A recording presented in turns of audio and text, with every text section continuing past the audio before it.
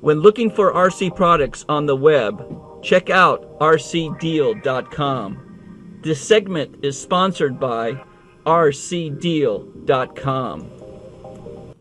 DJ here with OFNA Racing, showing you the new kit, the GT-V2 Nitro Pro on-road A-scale chassis.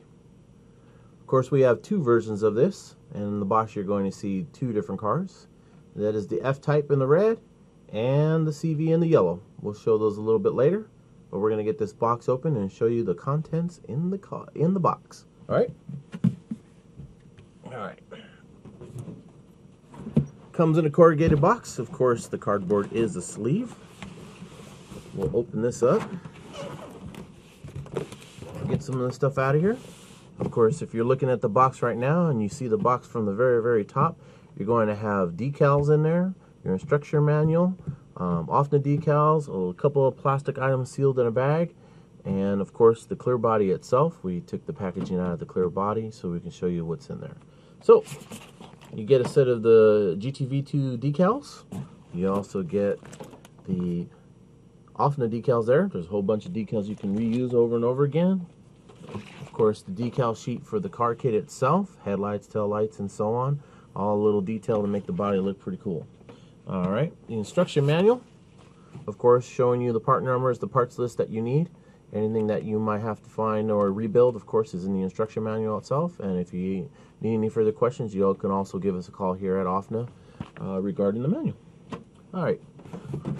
Clear body itself, of course, that is your CV type clear body. It also comes with a paint skin on there, so when you're done painting, you can peel that off and you don't have any overspray from your paint that you're throwing around. Of course, that is a very large body and it's going to require a lot of paint. All right, so sealed in the bag itself, you're going to see the rear wing, which is also a Lexan rear wing, and you'll be able to paint that by choice with the skin on it. And also, if you want to get really detailed into your A-scale V2, there's also a headlight kit in there. It's Lexan. You'll be able to put some LEDs in there, and there's also a masking to keep the headlight clean and clear, so when you do the modifying for that and make your car look as scale as possible, you'll be able to do that. All right.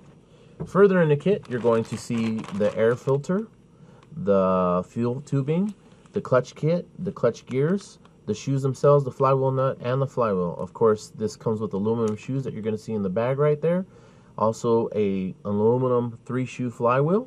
You're going to see a dual stage air filter on there, of course, and you'll need some oil for that.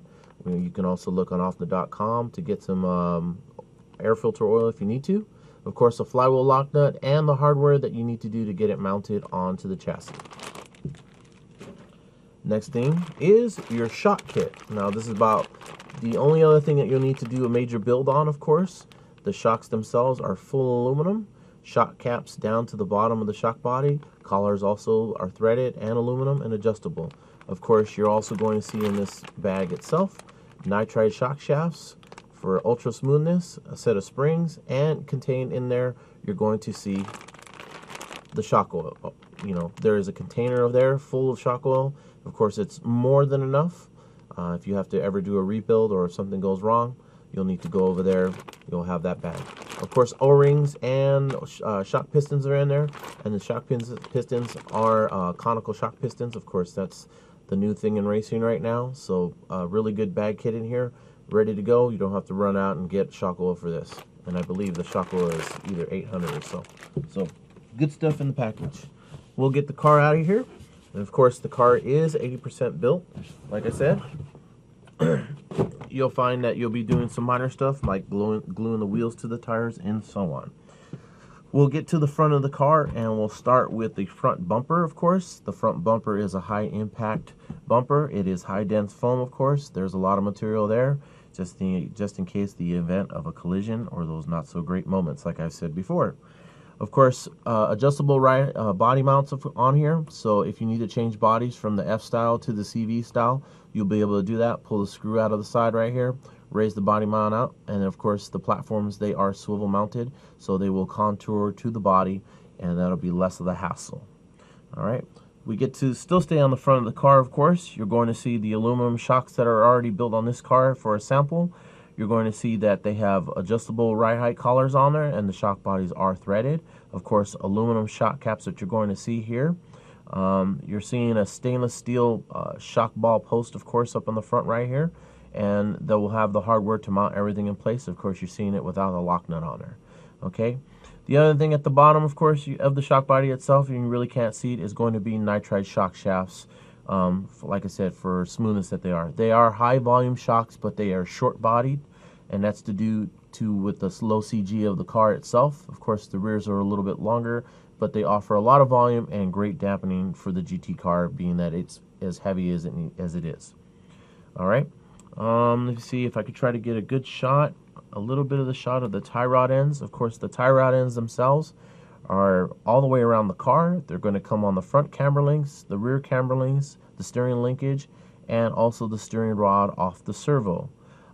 They are stainless steel, and they're going to be, I believe, like a 7mm adjustment on there, so you'll be able to find an easy tool to adjust that. Now we get to the front end still, and you're going to notice that the front end is a caster hub type suspension on there. Plenty of steering from left to right, of course. It is a more modern design that follows along with more of the newer cars that are out there. So even though it trails from the OFNA or from the off-road rides, it'll also incorporate into the on-road car. All four versions of the car will also offer this suspension itself. It also comes with CVDs on the front, down the center, and also on the rear of the car. Now, if you look at the CVD on the very front of this car, you're going to notice that they have a reading on the CV. Of course, you're seeing right there. And let me see if I can move that to a really good angle. You're going to see that it has a metric reading on there. That's 95.5 millimeters. And it's connected to lightweight outdrives and spiral gear oil-filled differentials. Of course, everything inside the car is really robust and built, very strong and also very smooth, with the bearings that are included in the kit. This car has full bearings all the way around, from the steering down to the wheels themselves and down the middle of the drivetrain. We'll turn the car to the side and we'll show you a little bit more of what the car is down the middle of the car. We'll get to the gas tank. The gas tank itself is 125cc gas tank, but it is a clunk gas tank, so in the event that you may be upside down, you'll still be able to sump fuel out of there and continue going without a flame out. It does take time sometimes when you're out there racing, or you accidentally go upside down while you're out there on the big parking lot and you need to go grab it and run out there. Well, preventing a flame out, the clunk is there for that particular reason. Of course, going behind there and further back is the engine mounts themselves. The engine mounts are also CNC, and they are long bodied. They are also CNC cut for cooling, and they are very, very strong and robust to prevent less chassis flex to the clutch system and the 2-speed transmission, so you don't tear things up there. All right, I'm going to turn this a little over to its side, and hopefully we can get a really good shot down the middle. And now you're looking at the chassis, of course, with the radio tray already installed. You're going to notice that the center of the transmission, of course, it is a 2-speed, and I got to keep that in place there. It comes with 2 fiber brakes on there, so dual fiber brake system. Even though it shows brake bias, it's still going to be equal braking once you pull on your throttle servo. Now down the center of the car, of course, we're still showing center CVDs that run front to back, and of course you're seeing down there that there is an OFNA etching on the CVD itself and the measured length of the CVD. That one I believe is showing 126 or 128. I believe that's 128. So CVDs down the middle, connected to bearings into the gearbox, spiral gearing, and oil-filled differentials to go with that. Of course, the center 2-speed transmission itself is a 2-shoe setup on there, so you'll be able to adjust the amount of shifting point and the smoothest of the shifting. There will be 2 set screws in there to do the amount of adjusting that you need. Of course, the clutch belt itself on the car is 2-speed, and you'll have first and second gear on that also. We'll turn around and get to the rear of the car, and we'll show the same thing. Aluminum shock towers go front and back on the car itself. They are hard-coated shock towers, and they are low CG themselves. Of course, that is a beautiful matching setup to the chassis itself in color, and you're also going to notice that it has a hard-coated hinge pin holder, and that is front and rear on the rear gearbox. Of course, they are captured hinge pins on these units right here, of course, from the outside to the inside on the upright itself. you'll have capture hinge pins instead of trying to use set screws to hold the item in place. The other thing you're going to notice is that there are sway bars on the car. Sway bars on the car are also on the front and on the rear of the V2. All right. You can also see connected to that the lightweight out drives. That's a better view on the car of seeing the lightweight out drives. And the differential, of course, we don't have anything to show that on the side, but it is spiral gearing. The shocks themselves, also, these are a little bit larger, a little bit longer. They are high volume, of course, very, very, very smooth dampening on them. They have nitride shock shafts on them again, from front to rear, and also the aluminum shock caps, so you can easily bleed them out. They do have a bleeder hole on there, so you can do the adjustments nice and smoothly. Also on the back, of course, like I said, CVD is another thing on there. It still has CVDs on the back of this unit, and you'll notice OFNA etching on them also, along with the measured size on there, so you can have the right one on the car itself. All right, the bumper, you can get to the bumper and you can see the bumper itself. It is high impact, but it also acts as a diffuser. High speed sweeper corners are usually what your diffuser is needed for, so that's what it's going to have on the car itself. No need to try to build one or make one itself. The chassis will show the underside of the chassis itself. Of course, it is also hard-coated. CNC aluminum, 7075 T6 aluminum on there. Countersunk from front to back. And of course, the chassis itself is completely flat. Of course, hopefully I can get a good angle on it. You won't see any kick up on there. That is more of a common usage in on-road itself, and we incorporate that from our GTPs. And now the V2 also will have a flat chassis front to back. Every screw that you see down there on the chassis is countersunk, including the engine mount screws that you're going to see right up here. They are actually countersunk, and they're not actually sticking out of the chassis. So even though they're I believe they're probably 4mm units on there, you'll be able to not get that sticking out of the chassis itself and causing major scraping. So you'll be able to do some good ride height on that. All right. We get to the radio tray, and as I turn it over, you're going to notice the radio tray is basically a 3 partial system on there, and you're going to see the radio box itself along with the servo tray and the receiver box that is sealed. Okay, so when you get to the box right here, you're going to see the battery box. Of course, it's labeled in OFNA. It has a quick easy clip on there to pull it off, and just in case you need to change the battery or so on, you might have spares in there. Also an integrated switch system on there, so you don't have to worry about where to put the switch on it. The middle of the chassis is for the throttle servo. Of course, the plate in here is made of aluminum, so when you pull on the brakes, it will cause no flex to the middle of that part of the radio tray, and you're going to notice that it has OFNA etching on there. Also in the middle of that is a vertical transponder mount, and on that vertical transponder mount, you'll be able to do your choice of the small A and B transponder or the full-size transponder and other aftermarket transponders after that. The front is the servo mount, of course, and also integrated with that is the receiver box, which is screwed in and sealed up tight. So all you have to do is tuck in your wires in here and keep your wires from getting any weather damage on them. Of course, the servo itself is going to be mounted in there into the integrated box, and that keeps the flex down to a minimum. Now you're going to look at the tie rod end, and it's also adjustable for the steering servo linkage, and that will be able to give you the fine-tune adjustments that you need. The servo horn itself is also composite. Of course, it's very, very strong. We've used them before, and it seems like if you just want to go in an aluminum piece, that's just basically all the bling parts that you need on it. The servo saver system, and I'll turn it to a little bit more of a better angle, the servo saver system you see here is going to be spring loaded. You'll be able to do the adjustment on the very top. Of course, you see the gray aluminum that you see on there on top of the spring itself. You'll be able to give it a twist and adjustment real quick if you need any more tension to that, just in case you don't have enough steering or so. Or if you need to back it out, you'll do the same thing. You'll give it a twist and adjust it. Easy to turn, quick to get to. You don't have to pull the front end off to do the servo saver adjustment. Now, the linkage for the Ackerman, hopefully I can get a good picture of that. Let's see if you can see that in the picture. That is your Ackerman, and I'll turn a little bit to the angle. Get a good one on there. That's a great shot right there.